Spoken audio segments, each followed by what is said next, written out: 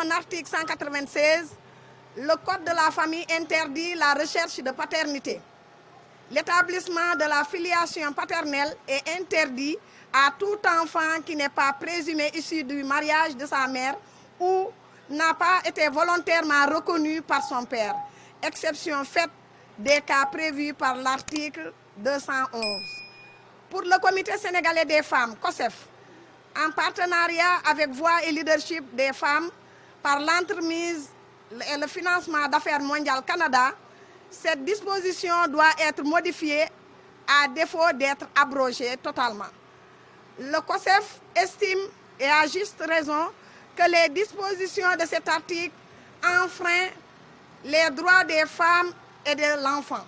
Et pourtant, le Sénégal a dûment ratifié toutes les conventions relatives à l'enfant, interdisant toute forme de discrimination. La Charte africaine des droits et du bien-être de l'enfant en est une parfaite illustration. Mais jusqu'à présent, l'enfant qui est né hors mariage n'a pas le droit de chercher son père. Aucun juge ou aucune législation ne peut contraindre un homme à reconnaître son enfant dont la mère n'est pas son épouse. Aujourd'hui, les femmes veulent en finir avec la promotion du refus volontaire de paternité.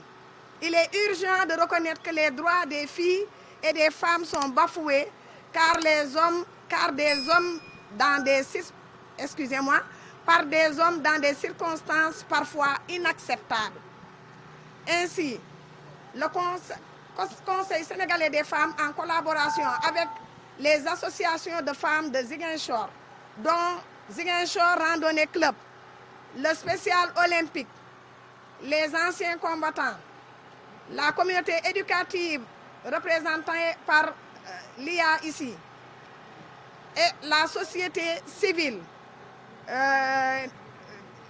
INEFJA, qui nous accompagne, vous avez entendu le bel hymne, et toute la société civile, je disais, toute la communauté pense que la solution pour mettre fin au refus de paternité repose sur la refonte juridique, notamment du Code de la famille.